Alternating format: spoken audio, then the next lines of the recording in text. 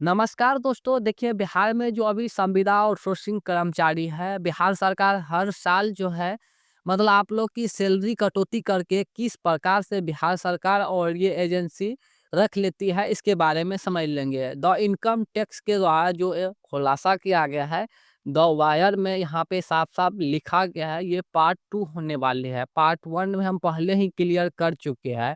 जो उर्मिला से data entry operator है और बेल्ट्रॉन से data entry operator, stenographer, IT वो आईटीकल प्रोग्रामर, बेल्ट्रॉन से एग्जाम देकर जो उर्मिला से आप लोग ज्वाइनिंग लेते हैं, तो यहाँ पे समझ लेंगे किस प्रकार से ये उर्मिला इंटरनेशनल बिहार सरकार और बेल्ट्रॉन के लिए काम करती है।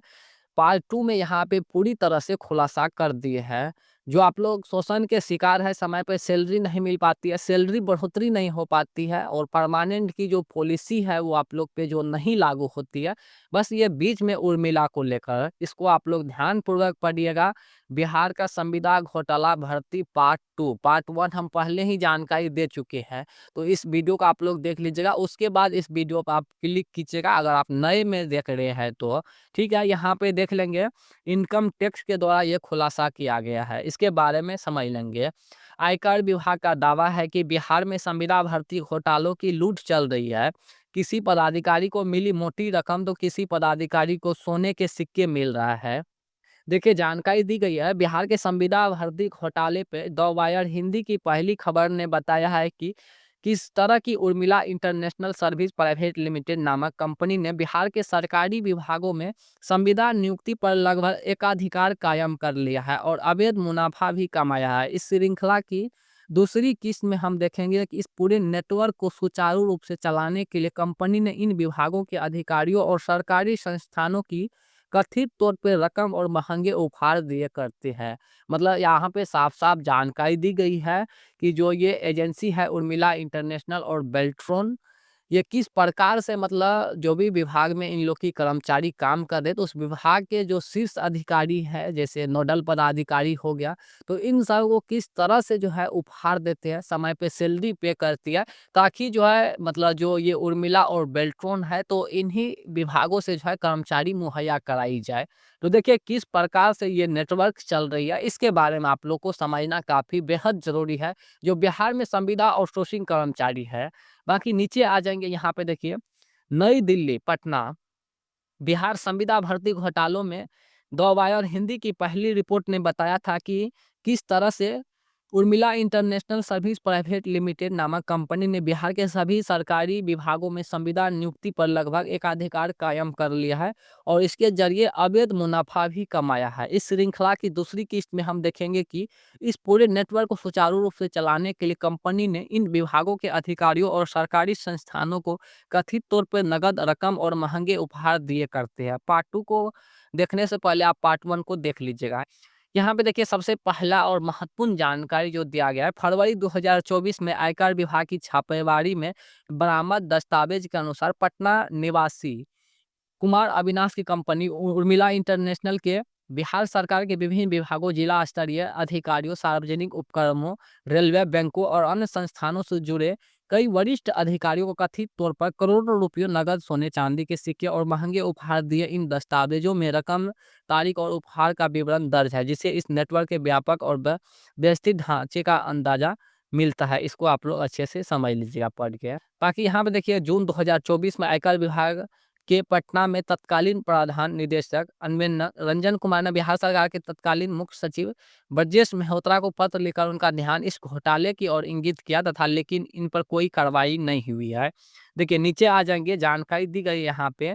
स्वास्थ्य विभाग सबसे बड़े लाभार्थियों में शामिल। आयकर विभाग के मुताबिक कुमार अविनाश की कंपनी सरकारी विभागों में संविदा पर अपने प्रत्याशी नियुक्ति करवाती है और इसके एवज में अधिकारियों को रिश्वत दिया करती थी। आयकर विभाग के दस्तावेज के अनुसार स्वास्थ्य विभाग के अधिकारियों को कुमार अविनाश ने कई मौके पर नगद और सोने के सिक्के दिए। 18 अप्रैल 2023 को विभाग के कार्यकारी निदेशक उक्त वक्त इस पद पर संजय कुमार सिंह आसीन थे, को 2 किस्तों में 40 लाख और 21 लाख रुपए दिए गए। इसके अलावा जब संजय कुमार सिंह विभाग के सचिव थे, उन्हें 10 ग्राम सोने का सिक्का भी कथित तौर पर उपहार में दिया गया है। मतलब यहाँ पे समझेंगे किस प्रकार से ये जो उर्मिला इंटरनेशनल है तो विभागों को ससमय जो है सैलरी पे करती है। बाकी जो शीर्ष अधिकारी है बिहार सरकार नीतीश कुमार, उसको कितना रुपया पे करती है।